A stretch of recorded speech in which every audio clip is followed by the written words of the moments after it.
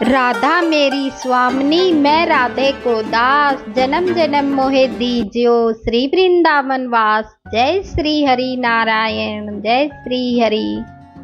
तो प्रिय भक्तों, आज हम कार्तिक मास महात्म्य कथा अध्याय 7 करेंगे। प्रिय भक्तों, ध्यान लगाकर सुने। तो नारद जी ने कहा, हे राजन, कार्तिक मास में व्रत करने वालों के नियमों को मैं संक्षेप में बतलाता हूँ, उसे आप सुनिए। वृत्ति को सब प्रकार के आसीम, मांस, उड़द, राई, खटाई तथा नशीली वस्तुओं का त्याग कर देना चाहिए। वृत्ति को दूसरे का अन्न ग्रहण नहीं करना चाहिए, किसी के द्वेष नहीं करना चाहिए तथा और तीर्थ के अतिरिक्त अन्य कोई तीर्थ नहीं करना चाहिए। देवता, वेद, ब्राह्मण, गाय, वृत्ति, नारी, राजा तथा गुरुजनों की निंदा भी नहीं करनी चाहिए।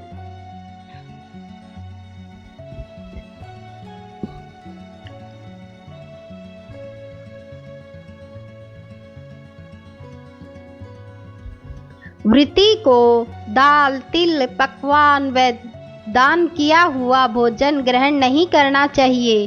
किसी की चुगली या निंदा भी नहीं करनी चाहिए।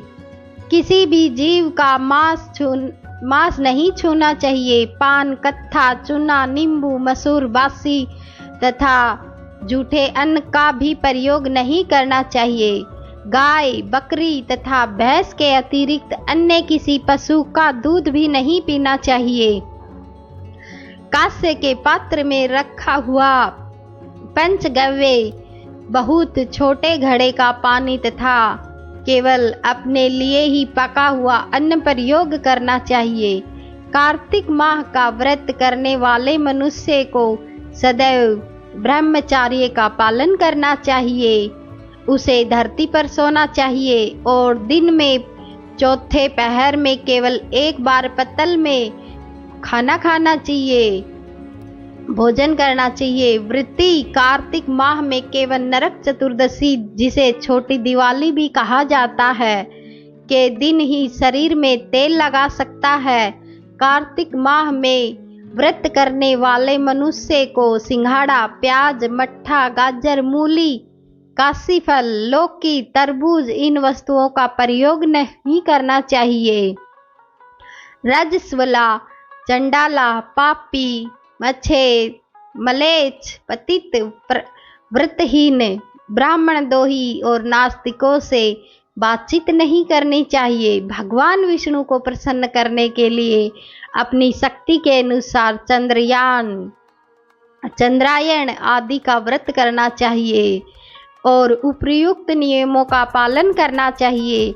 वृत्ति को प्रतिपदा का कुम्हड़ा, द्वितीया को कटहल, तृतीया को तरुणी स्त्री, चतुर्थी को मूली, पंचमी को बेल, षष्ठी को तरबूज, सप्तमी को आंवला, अष्टमी को नारियल, नवमी को मूली, दशमी को लौकी, एकादशी को परवल, द्वादशी को बेर, त्रयोदशी को मट्ठा, चतुर्दशी को गाजर तथा पूर्णिमा को शाक का प्रयोग नहीं करना चाहिए। रविवार को आंवला का प्रयोग नहीं करना चाहिए। कार्तिक माह में व्रत करने वाला मनुष्य यदि इन शाकों में से किसी शाक का सेवन करना चाहे तो पहले ब्राह्मण को देखकर ग्रहण करे। यह विधान माघ माह के व्रत के लिए भी है।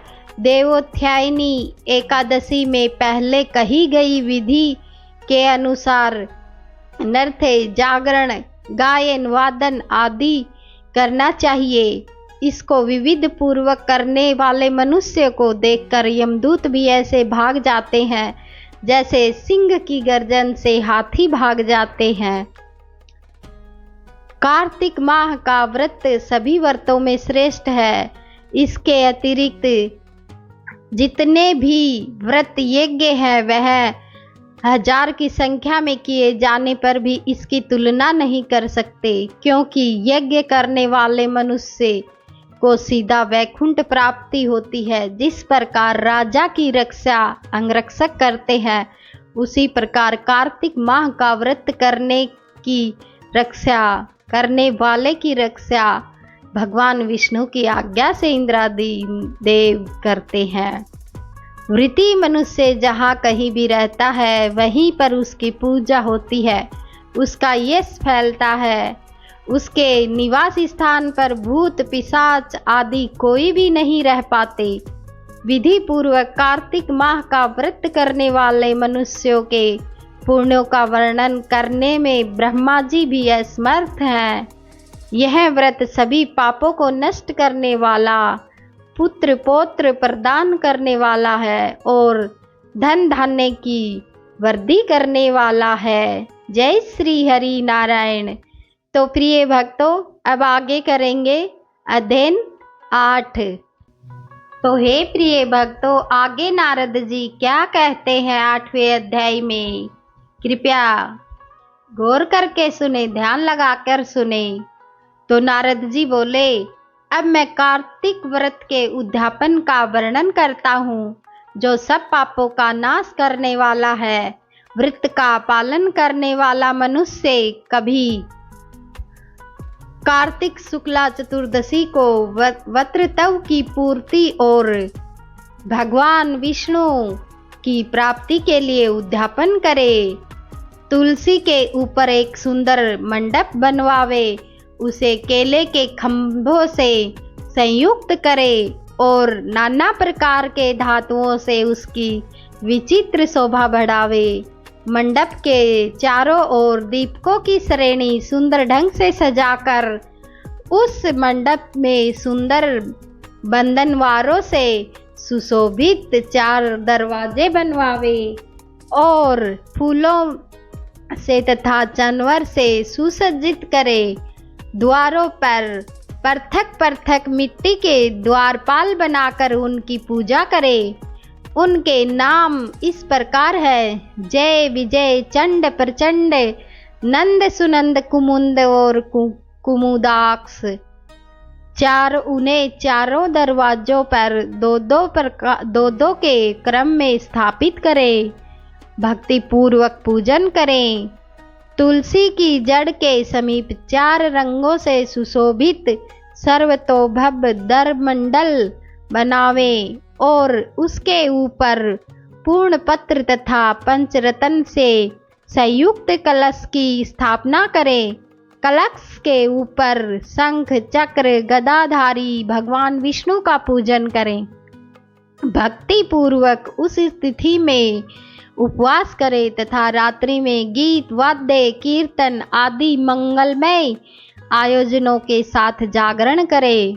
जो भगवान विष्णु के लिए जागरण करते समय भक्ति पूर्वक भगवत संबंधी पदों का गान करते हैं, वे सैकड़ों जन्मों की पाप राशि से मुक्त हो जाते हैं। जो मनुष्य भगवान के निमित्त जागरण करके रात्रि पर भगवान का कीर्तन करते हैं, उनको असंख्य गोदान का फल मिलता है। जो मनुष्य भगवान की मूर्ति के सामने नृत्य गान करते हैं, उनके अनेक जन्मों के एकत्रित पाप नष्ट हो जाते हैं।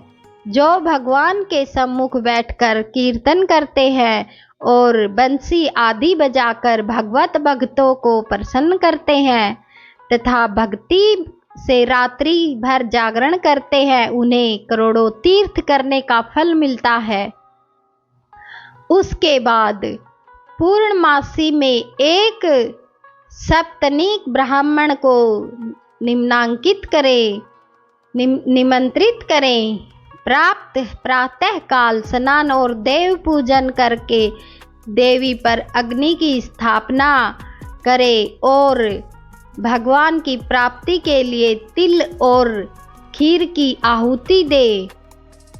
होम की शेष विधि पूरी करके भक्ति पूर्वक ब्राह्मणों का पूजन करे और उन्हें यथाशक्ति दक्षिणा दे। फिर उनसे इस प्रकार क्षमा प्रार्थना करे कि आप सब लोगों की अनुकंपा से मुझ पर भगवान सदैव प्रसन्न रहे।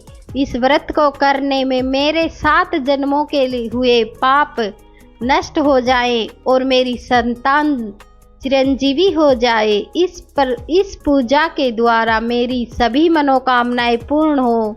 मेरी मृत्यु के पश्चात मुझे अतिशय दुर्लभ विष्णु लोक की प्राप्ति हो।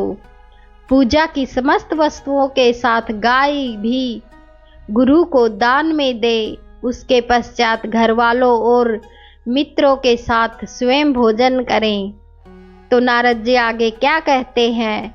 भगवान द्विदशी तिथि को शयन से उठे, त्रयोदशी को देवताओं से मिले और चतुर्दशी को सब ने उनका दर्शन एवं पूजन किया। इसलिए उस तिथि में भगवान की पूजा करनी चाहिए। गुरु की आज्ञा से भगवान विष्णु की सुवर्णमयी प्रतिमा का पूजन करें। इस पूर्णिमा को पुष्कर तीर्थ की यात्रा श्रेष्ठ मानी जाती है। कार्तिक माह में इस विधि का पालन करना चाहिए। जो इस प्रकार कार्तिक के व्रत का पालन करते हैं वे धन्य और पूजनीय हैं। उन्हें उत्तम फल की प्राप्ति होती है। जो मनुष्य विष्णु की भक्ति में तत्पर कार्तिक में व्रत का पालन करता है उनके शरीर में स्थित सभी पाप तत्काल नष्ट हो जाते हैं। जो श्रद्धापूर्वक कार्तिक के उद्यापन का महात्म्य सुनता या सुनाता है वह भगवान विष्णु का सायुज्य प्राप्त करता है।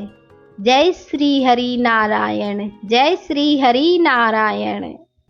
प्रिय भक्तों, ये कथा आपको कैसी लगी कृपया कमेंट करके और शेयर करें, चैनल को सब्सक्राइब करें और कमेंट करके मुझे ज़रूर बताएं।